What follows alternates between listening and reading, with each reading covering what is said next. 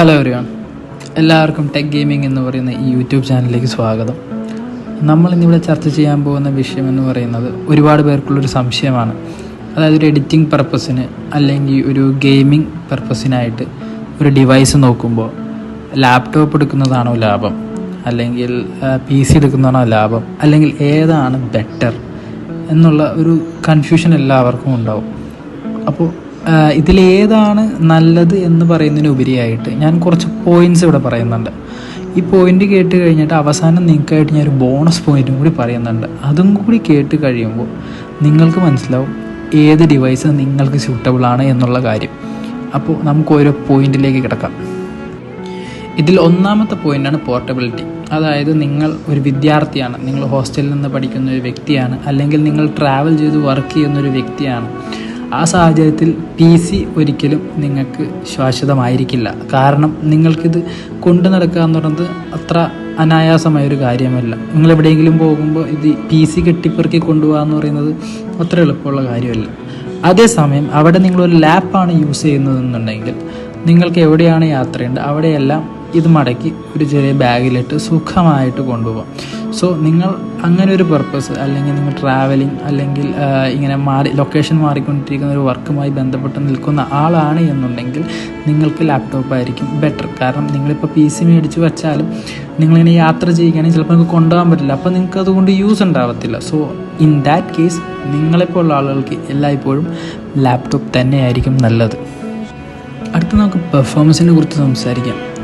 ലാപ്ടോപ്പാണോ PC ആണോ ബെറ്ററായിട്ട് perform ചെയ്യുക, സെയിം സ്പെക്ക് ഉള്ളത്? നിസ്സംശയം പറയാം PC ആയിരിക്കും.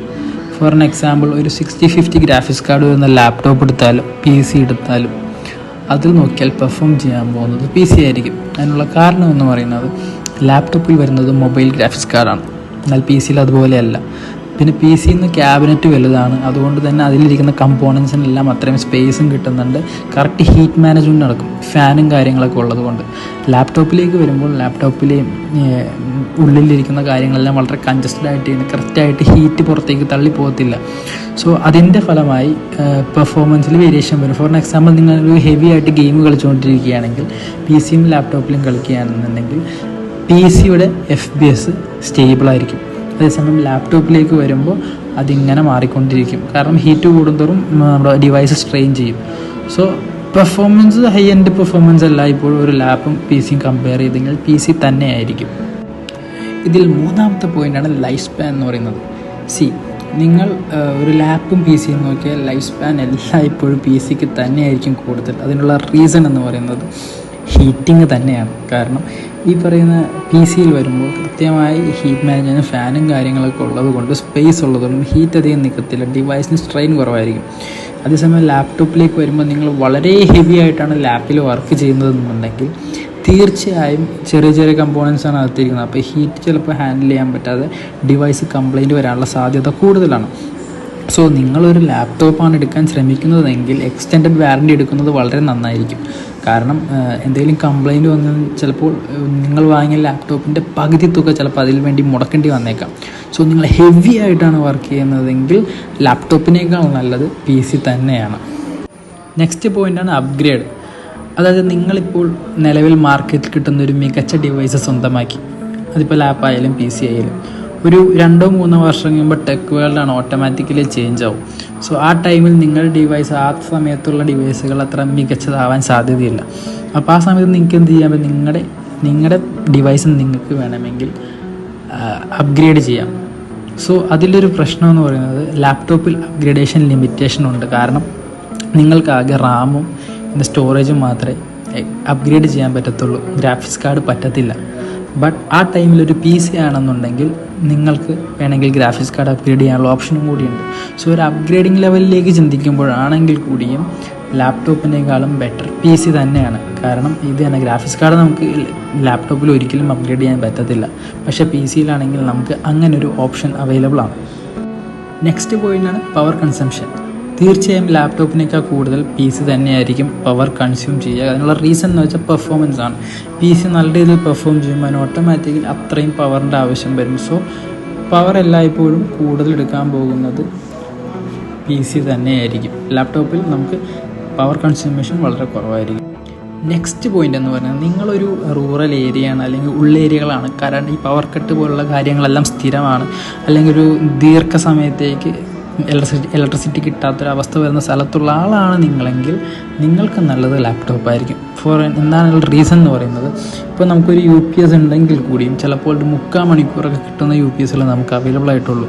അപ്പോൾ നിങ്ങൾക്കൊരു ലോങ് ടൈം അല്ലെങ്കിൽ കൺസിസ്റ്റൻ്റായിട്ട് വർക്ക് ചെയ്തുകൊണ്ടിരിക്കുന്ന ആൾക്ക് ലാപ്ടോപ്പ് ആയിരിക്കും എല്ലായ്പ്പോഴും നല്ലത്. നെക്സ്റ്റ് പോയിൻ്റാണ് കോസ്റ്റ് എന്ന് പറയുന്നത്.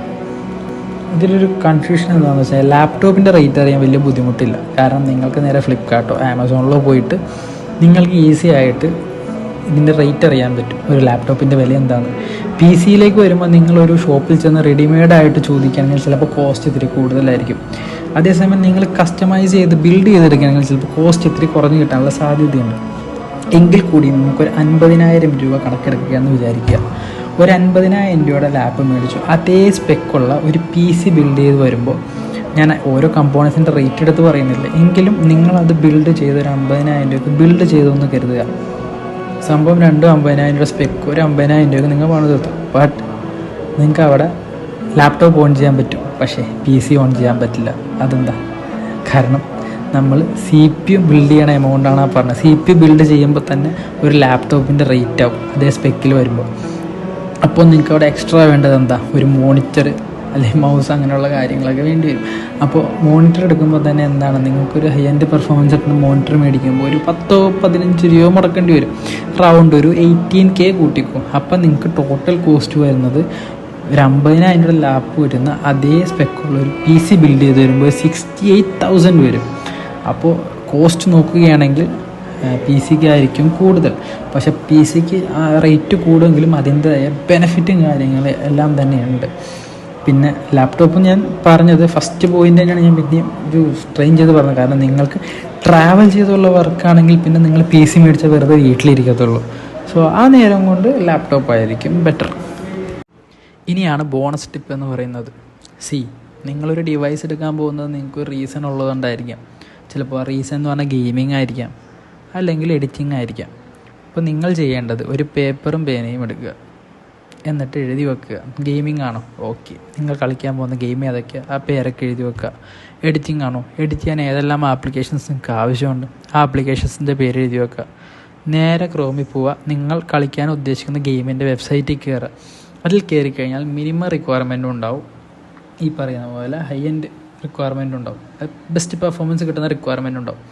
അപ്പോൾ നിങ്ങൾ അത് അനലൈസ് ചെയ്യുക. അപ്പോൾ മിനിമം എത്ര സ്പെക്ക് വേണമെന്ന് നിങ്ങൾക്ക് മനസ്സിലാവും. അപ്പോൾ മിനിമം വേണമെങ്കിൽ നിങ്ങൾക്ക് ഏത് തരം ലാപ്ടോപ്പോ PC-യോ മേടിക്കണം എന്ന് നിങ്ങൾക്ക് മനസ്സിലാവും. നല്ല ഹൈ പെർഫോമൻസ് വേണമെങ്കിൽ അതും നിങ്ങൾക്ക് അതിൽ നോക്കിയാൽ മനസ്സിലാവും. അപ്പോൾ നിങ്ങൾക്കൊരു ഐഡിയ കിട്ടും നിങ്ങൾക്ക് വാങ്ങേണ്ട ഡിവൈസിൽ എന്തെല്ലാം സ്പെസിഫിക്കേഷൻ വേണം എന്നുള്ളത്. അപ്പോൾ നിങ്ങളുടെ ആവശ്യത്തിനനുസരിച്ചുള്ളൊരു ലാപ്പിൻ്റെ വില എന്ന് പറയുന്നത് ഒരു 50,000 ആണ് എന്ന് കരുതുക. അപ്പോൾ നിങ്ങളുടെ കയ്യിൽ 30,000 രൂപയുള്ളൂ. അപ്പോൾ ഒരിക്കലും പോയിട്ട് നിങ്ങൾ കുറഞ്ഞത് എടുക്കരുത്, കാരണം നിങ്ങൾക്കത് ഉപയോഗപ്പെടില്ല.